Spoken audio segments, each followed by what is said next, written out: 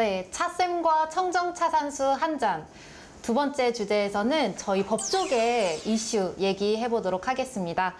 네, 저희 또 얘기하고 싶은 게 있는데, 네. 그 최근에 이제 안태근 전 검사장이 네. 이제 1심과 2심에서 실형을 선고받았지만 대법원에서 무죄 취지로 파기환송이 돼서 형사보상금 7천여만 원을 받았다고. 네, 이 얘기를 안 할 수가 없는데, 형사보상 청구는 누가 어떤 절차로 하는지 이게 궁금해요. 네, 형사보상 청구는 이제 무죄 판결이 확정이 되면은 네. 그 미결수로 구속된 사람들은 그 기간에 해당하는 이제 수입 상실을 했으니까 그걸 보상을 청구합니다. 그 이제 무죄 판결이 확정된 걸 안 날로부터 3년 내에 해야 되고 또 60날로부터 5년 내에 해야 되는 이제 제한이 있습니다만, 이건 예전에는 기간이 짧았는데 지금 네. 많이 늘어났습니다. 근데 그래 하면 법원에서 이제 심리를 해가지고 금액을 정해서 이제 결정을 하고, 그러면 그 결정이 나면 돈은 검찰청에 가서 받습니다. 형사보상금은 그냥 알지 못하는 사람들은 안 받을 수도 있을 것 같아요. 그렇죠.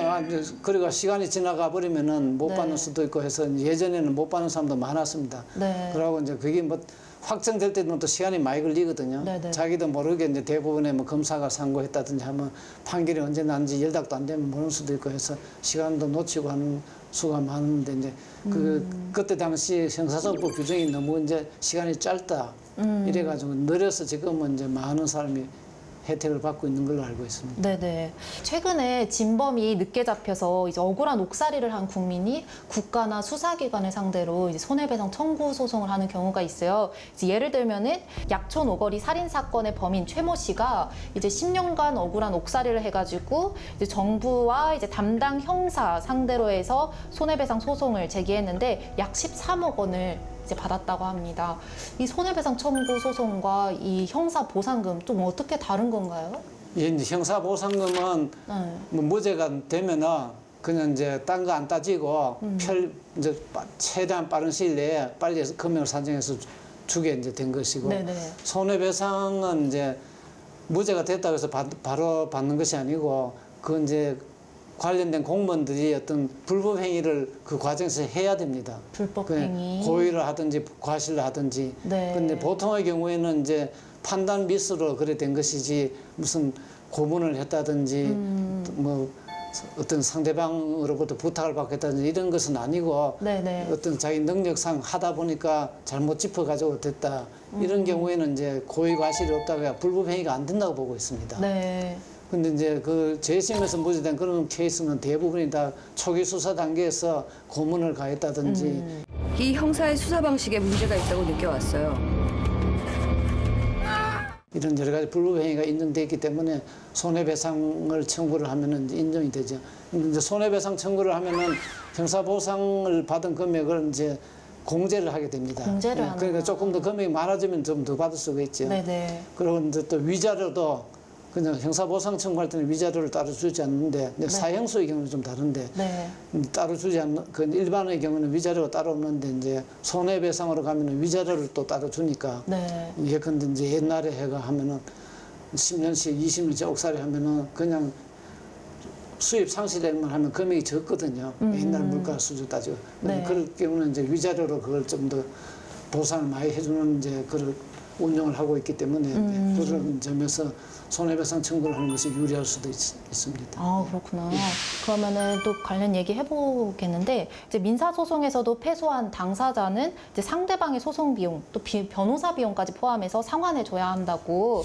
근데 무죄 판결이 난 경우에도 변호사 비용을 상환을 해줘야 되나요? 예, 이제 그래서 그게 이제 전에는 그런 규정이 없었는데, 네네. 그것도 좀 국가가 잘못해가지고 변호사까지 선임해서 누명을 벗었는데, 그 비용도 좀 배상을 해줘야 되는 것이 아니냐 하는 이제 논의에서 형사소송법에 규정이 들어갔습니다. 자기가 실제로 지급한 변호사 비용을 주면은 물론 좋겠지만, 네. 그런데 또 천차만별이니까 네. 그래는 또 우리나라 재정 형편상 해줄 수가 없어서 이제 국선 변호료 상당의 변호사 비용을 주라고 해서 그 사건에서는 한 600만 원, 한 50만 원 정도 나간 걸로 알고 있습니다. 네, 국선 변호인 상당의 네, 그러니까 큰 금액은 안 되죠. 네네. 네. 무죄를 받아서 돈을 상환해 주는 일이 없으면 물론 좋겠지만 이제 부득이한 경우도 있다고 생각을 하는데요. 이제 그렇지만 이런 사례가 나오지 않도록 할 수 있는 방안은 뭐가 있을까요? 예, 이제 사실 이제 보상을 해주면은 그게 다 국민이 세금으로 해주는 것이거든요. 네. 그런 일이 없으면은 뭐 제일 좋겠지만 또 여러 형사 사건을 하다 보면은 그런 이제 부득이하게 생깁니다. 네. 근데 그렇더라도 우리가 그 피해를 최소한으로 하려면은 수사 초기 단계에서는 이제 뭐 증거 인멸을 우려가 있다든지 도주의 우려가 있다고 해서 이제 구속을 하는데 네. 수사가 끝나고 또 재판을 1심을 하고 이러면은 많은 증거도 수집되고 또 이제 형량도 뭐 그렇게 높지 않다. 또 피고인은 이제 무죄를 다투고 법리적으로 여러 가지 이제 다툼의 소지가 많다. 이제 네네. 이런 사건이 대부분이거든요. 네. 그러니까 시간도 오래 걸리고 이제 유죄 무죄가 왔다 갔다 하고 하니까 네. 이런 사건은 될 수 있으면 이제 불구속 재판의 원칙을 취해가지고 보석을 해주든지 구속을 네. 취소를 하고 불구속 상태에서 재판을 받게 이렇게 하면은 이제 그런 폐해가 많이 감소되지 않을까 생각을 합니다.